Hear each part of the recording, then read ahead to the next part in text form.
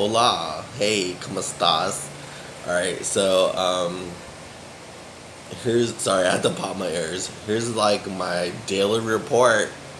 Like, I always had this, like, kind of thing where I was like, oh, it's kind of cool, John, because, like, you're an American and you're not in America and you're like in another country, so you can kind of like give your report back to like the mother base and be like, I don't know if it's called triage or something, like when they have like nurses or like reporters like in the jungle and they constantly report back like what's going on and stuff. So I don't know if anyone's interested in that kind of stuff. I got that from, of course, Survivor. They were talking about like staying in a different country and kind of just like, I don't know, just like giving reports back on like what do locals usually do, like in the jungle or like where they live, or how is life like elsewhere, and just kind of like that. Alright, so it's been like 12 days since I did a last confessional, and that last video I was so like high or something. I don't know why. I haven't been smoking that much today, I don't think. And I noticed I talk really slow, like yeah, so guys, like I talk like that, and I'm like, I don't usually talk like that though. Like when I'm like talking to myself in my head and stuff. I have so much I want to talk about, because like the past few nights, especially like the last maybe like 3 nights, I've been like really thinking a lot, and like I notice now that I'm like quote unquote better. Like I don't really have like as many racing thoughts as I used to, but like in a sense I kind of miss it, just because like it always kept me like entertained, and like always, at least like my mind was like going like a mile a minute, but apparently having racing thoughts isn't really like ideal. So but now like even my dad is like, he mentioned to me he's kind of like jealous of me, because like one of my dad's problems right now in his old age is like he wants to go to sleep, right, but he can't like fall asleep because he's like constantly thinking just about like stuff he has to do tomorrow, or like what needs to be done, or like what he has to do like later on. Like he's always like planning stuff out, or like thinking stuff like that all the time, and he can't get to sleep. And he's always like buyat, or he's always like just whatever it's called when you're like sleep deprived. Like he's always like sleep deprived during the day, and he tries to take naps like in the afternoon and stuff, and he like doesn't really work that well, but like he's just always like that. He's always like sleep deprived, but like I can't really tell, just that he's always like that. But I told him, I was like, Dad, I'm like so bored because like I don't really think about anything anymore, and I'm just totally relaxed, or I'm just relaxed all the time. And he was like, oh, I'm jealous of you because you're not thinking of anything. Like, and I'm like, yeah, I don't really think of anything anymore, and I'm just like that all the time. Like I'm just doing stuff, and he's like, I'm so jealous of you. And I was like, really? So is that like ideal? He was like, I can't go to sleep because like I'm always thinking about stuff for tomorrow, and I'm like, oh. All right, so like the past few nights, I've been noticing that I'm so like zonked out. Like I literally, like I've been researching or like searching stuff like, is it because I don't have like an inner dialogue? Because like I remember in high school I used to talk to myself all the time, and it was so annoying. And I was like, I didn't know if anything was wrong with me, but like looking back, that's how it was. Like I would constantly just like talk about like school or whatever I had to do like during Survivor, and I vividly remember like doing that or being that way. And then ever since I heard of the word racing thoughts, I was like trying not to do that because that like explained what was going on in my head. I was having racing thoughts; they were just racing through my head. I couldn't stop. And then now, um, it's pretty much I'm not like blank.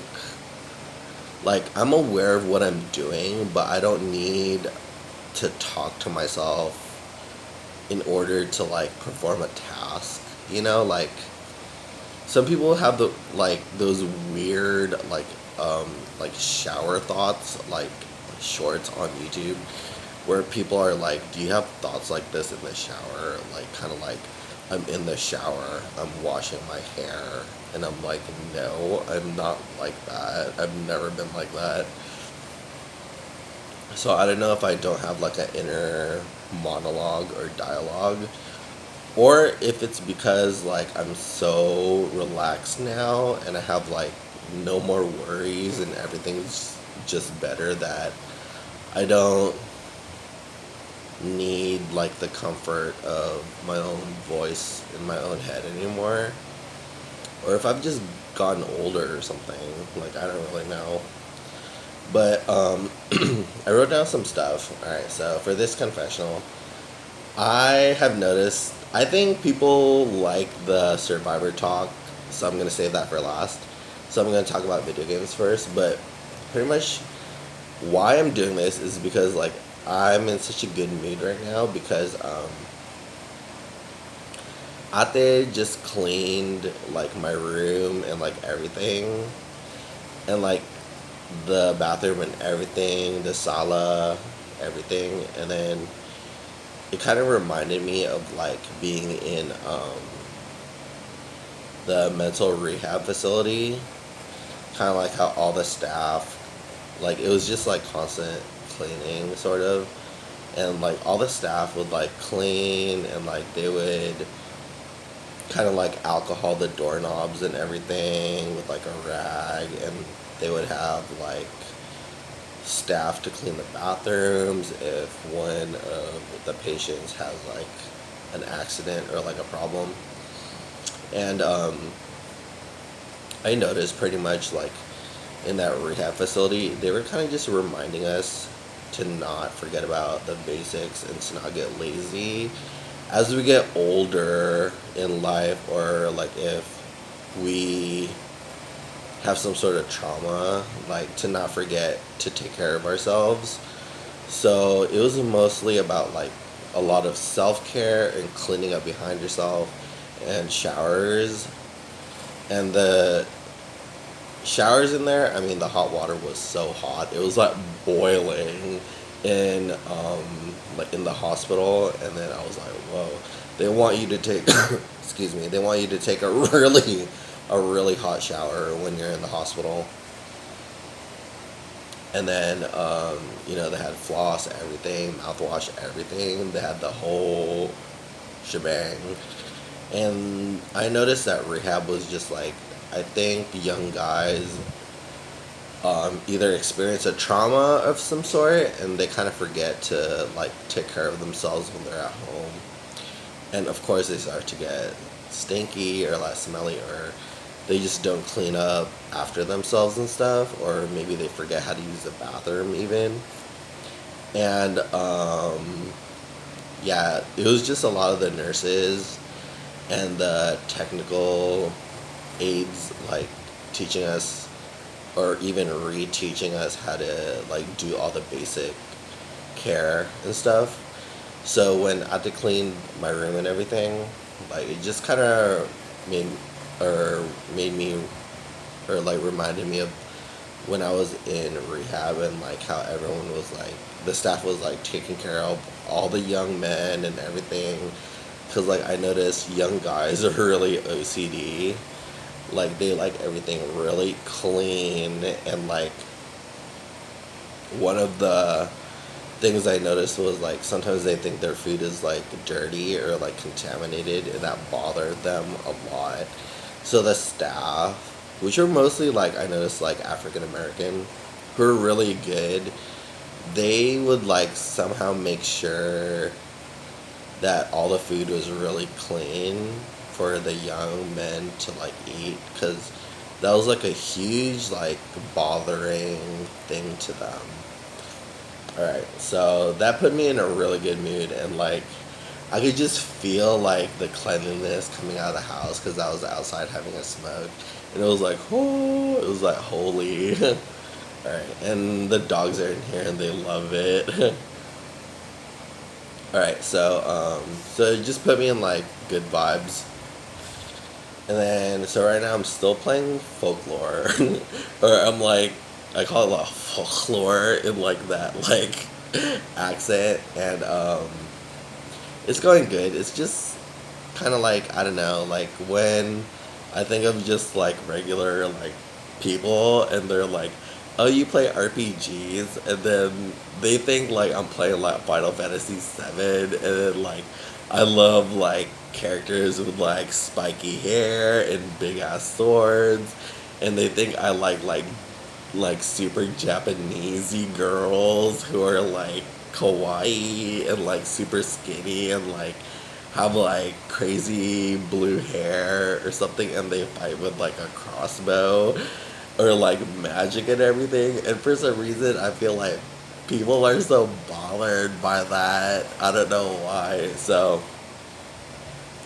folklore is really nice. It's like different from JRPGs, like the traditional sense, like what I just explained, like that Japan anime kind of feel.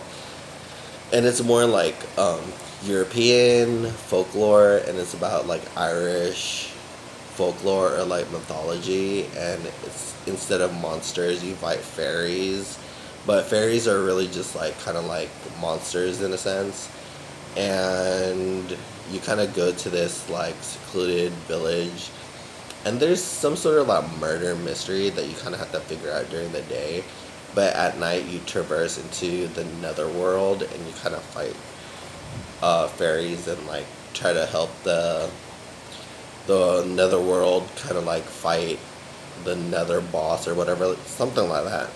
But this is like the kind of like what it's like one of the few like RPGs where it's kind of like a different sort of like um, tradition. You know, it's more European, it's more Irish, so that's kind of cool. If you're looking for like a RPG to play with like a different mythology, or maybe like Japanese is like different to you and more like or more like traditional mythology, like in an American sense or something like that, something more American, then this could be the game for you. It's called Folklore. And then I'm just practicing my English because like in my head, like obviously I'm not totally aware, but I'm just like,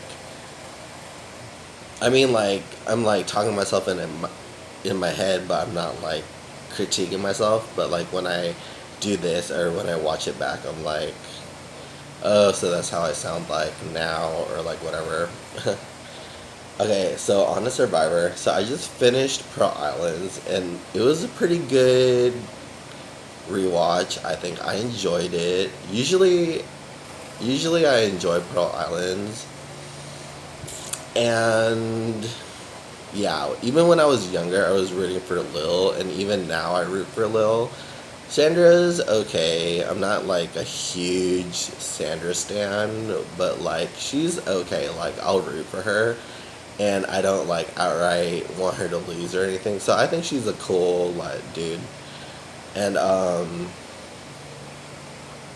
but man, I was rooting for Lil so hard because I thought that she was so funny. You know, like they always call it like, I don't know what else to say, but like just like a crazy lady, you know, like she's like crying or she's like lying to everybody, you know, and like she's kind of like that, but she made it so far, and the Outcast twist was pretty good because of her. You know, Burton was kind of like a dud, but she was actually kind of like watchable and like entertaining, like in a sense that they're like kind of OTT, like over the top, entertaining. So there's like another level to their personality where you can kind of like it's kind of like TV worthy, how they act like. And so after Pearl Islands, I was like trying to decide between it was either like the fans in my head were like telling me they were like, oh, watch Panama Exile Island. And I was like, no, I just like have totally watched that a while ago, and I just watched Danielle in Heroes versus Villains. So I was like, no, I don't want to watch that. And it was between Samoa and One World, and I was like, yeah, I kind of want to watch Samoa because of Russell, because he's so entertaining and he's so watchable. Um, but I kind of decided to go with One World just because it's after All Stars 2, which is what I call Heroes versus Villains. Kind of like that whole like Christmas, kind of like bring the whole family back type of thing. And like One World, I haven't totally like memorized it. So like I was gonna say it's not as exciting for me as watching the earlier seasons, just because those are just the ones that I prefer to watch. But it's exciting in a sense that I haven't memorized it like scene by scene. Like it's still exciting because like I have no idea what's gonna like come up, or I do, but like I haven't like memorized it. So it's still exciting in the sense that I don't know what's gonna happen. So I guess like with all the earlier classic seasons, like I already know how to like anxiously debate about them. Like everyone knows what I'm gonna say and like how I defend my favorites and stuff and what my favorite moments are and everything and scenes. Um, but like everything after Heroes versus Villains, I'm kind of just like I don't really know too much because that's when I like started leaving the house more and like getting serious about like getting a job. So I actually started to miss Survivor Night because I was out of the house and I was at work. So it was kind of crazy. Like this is so hella funny because like I remember being at work and it's a Thursday night or a Wednesday night, and I'm like, man, these are the people that are out and about when I'm at home at 8 o'clock on Thursday watching Survivor, and these are the people that don't watch the show. So everyone's always like, so John, like, what's on your mind? I was like, oh, I'm missing Survivor right now. And they're like, oh my god, that show is still on. And I'm like, yeah. I'm still a huge fan. And then they're like, oh, who's your favorite? And I'm just like I don't want to say because it's like I'm thinking strategically what to say. They're like, just say it. I'm like, I guess my favorite is probably just like Jenna. And they're like, okay. And then, but like, if I had a little bit more time to say who my actual favorite was, I would probably say like, maybe Vesepia or something. And then if I had to pick a non-winner, maybe like Colby. And then, I don't know, but it changes on a dime. Like, you can catch me on a different day and I'll probably have a different answer. So yeah, being out and about on Thursday or Wednesday nights while Survivor was on at 8 p.m., I was like, oh my god, this is so weird. Yeah, so I have like 30 seconds. So, thanks guys.